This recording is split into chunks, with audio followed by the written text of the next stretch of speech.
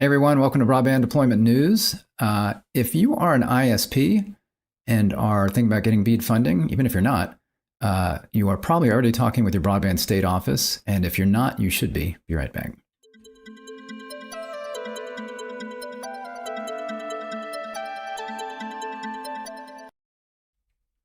Thanks for joining me. Rick Husey here with Broadband Deployment News. So I saw this story and I thought it was a good reminder that this is something that every internet service provider should be doing because obviously there's a lot of money that we're anticipating coming. It's already been allocated as far as how much each state is going to get. And if you're an internet service provider, you should hopefully be seeking out some of that. It can help you edge out in certain areas. There's probably territories near you where maybe you don't provide service, or there could be other areas where you might want to expand into. So. Or you could just be a good, valuable resource for your state, even if you don't plan on. Let's say you've got a consolidated territory and there's really not an area where you can expand, you can still be a valuable resource for your state, a stakeholder there. You want to keep on top of this in case somebody maybe says that there's a service area that you provide that is not served. So you definitely want to be on top of this. And I saw this article, and I think it's a good reminder. I thought I'd read through this real quick. So you see, for BEAD success, ISPs should engage with states now.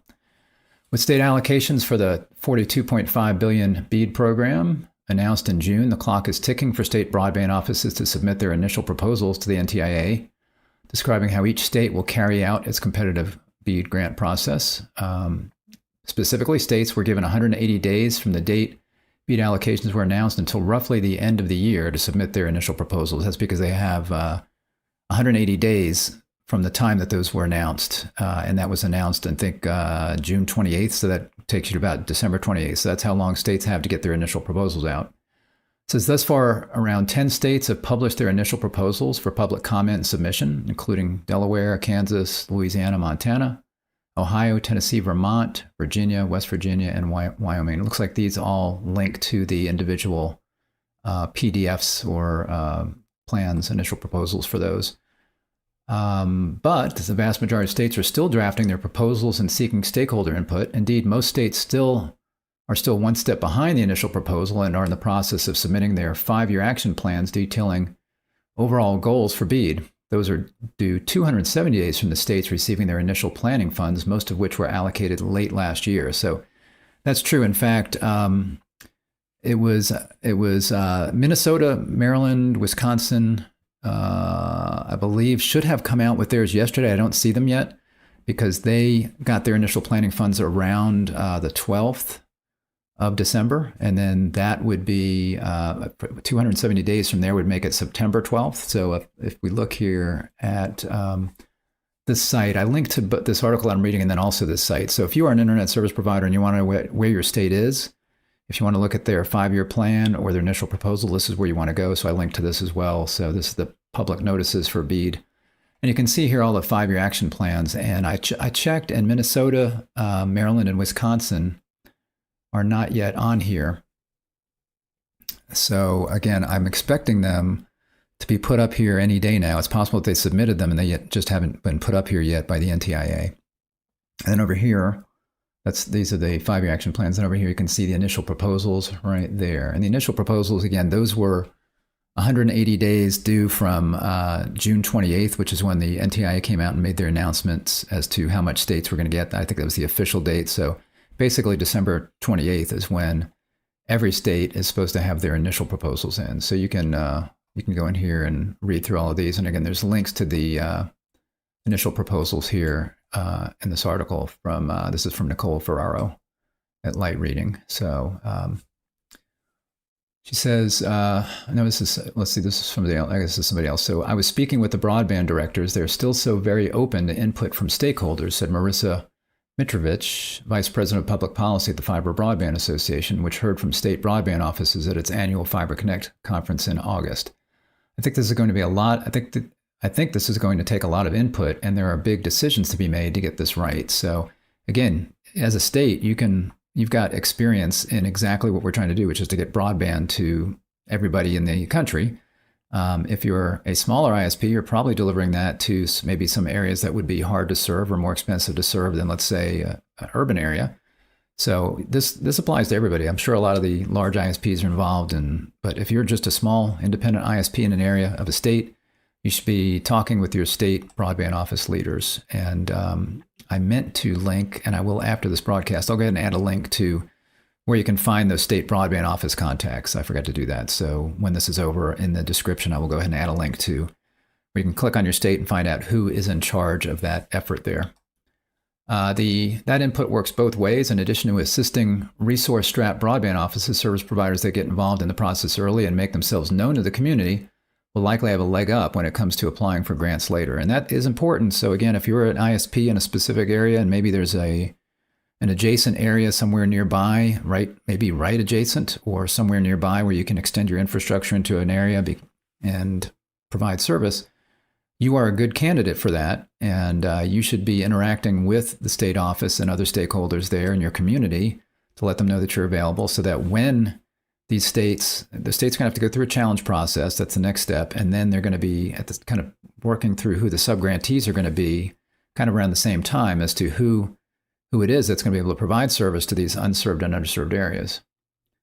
There's a fear out there that, the big carriers are going to get all the money. So again, you want to make sure that if you've got an adjacent area, you don't want a big carrier coming in there. You want to take that.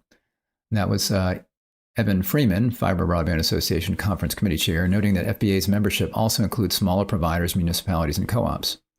And that's another good point, that if you may not be an internet service provider, you could be an electric co-op that is an area that has been very difficult to serve, because electric co-ops tend to be in rural areas, right? And they tend to span large areas. So unlike maybe a small internet service provider that's focused on a town, maybe they're focused on the town and they haven't gone outside of their town boundaries because it gets difficult. It's longer runs, fewer customers, whereas the EMC, they're already providing service out there. So they're providing power to all of those homes.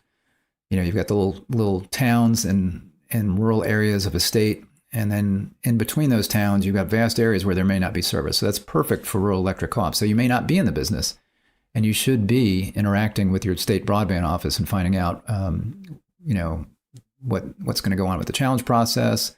Make yourself known if you want to look at getting a subgrant, because again, you're perfect. A rural electric co-op, again, you're already serving all those customers. So you've got infrastructure running out to them. You've got a customer relationship with them.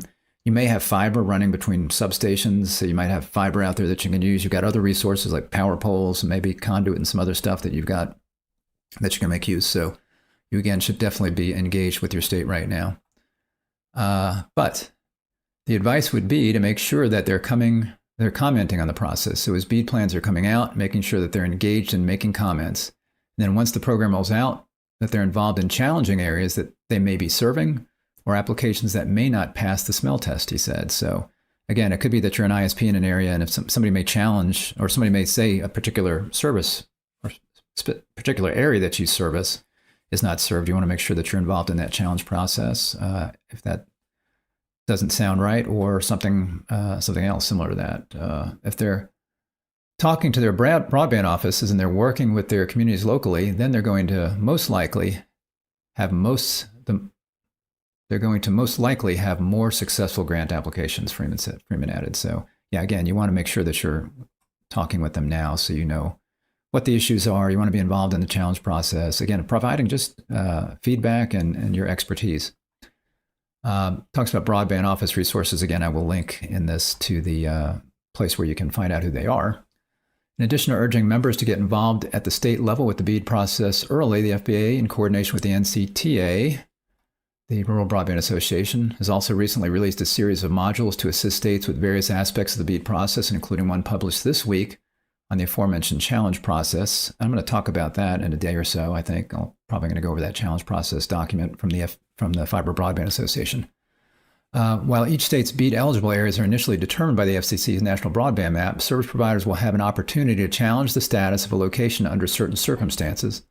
That challenge process must be spelled out in states' initial BEAD proposals. So you can look through some of the initial proposals now and see how they're addressing those challenge processes. And basically what that is, so the FCC maps have come out and said where all of the broadband serviceable locations are, And that information is kind of set in stone right now as far as what is a broadband serviceable location and what is not. So if a state sees on the map that there's an area that says it's not a serviceable location and it is, that can't be changed right now. They're going to have to fund that location anyway. But there can be challenges as to is an area served? And if it is served, is it really getting the speed that the service provider says it's getting? So there's going to be that back and forth during that challenge process to determine which areas really are. What you're trying to determine is which areas really are unserved or underserved. It's not which areas are broadband serviceable, because those, again, are kind of set in stone now. Now, states are going to have to, again, they're going to have to serve those, but that you can't challenge. But you can challenge speeds, and you can challenge whether or not an area has service there or not. Let's see what else we got here. Oh, the FBA also released a module to help states set their extremely high cost threshold per location. I went through that in a broadcast not long ago. The FBA Fiber Broadband Association came out with a good resource on that I went through. So they released that module, or the cost, and by the way, there's links to both of those, or the cost at which it's too prohibitively expensive to deploy fiber to the premises.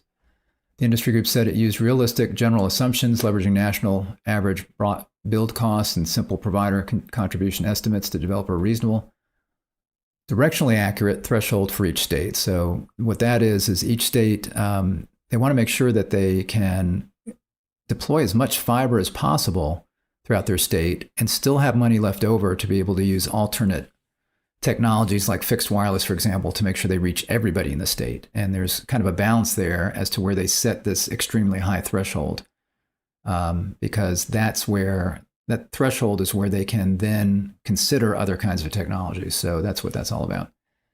The outcome, according to FBA, is an optimal threshold between 10,000 and 20,000 for most states, with the exception of states that have high BEAD allocations and fewer expensive locations, such as Rhode Island and Arizona, where the group recommends a threshold of 45,000 and 46,000 respectively. So in other words, they can set that really high and still not have a problem maybe reaching everybody with fiber.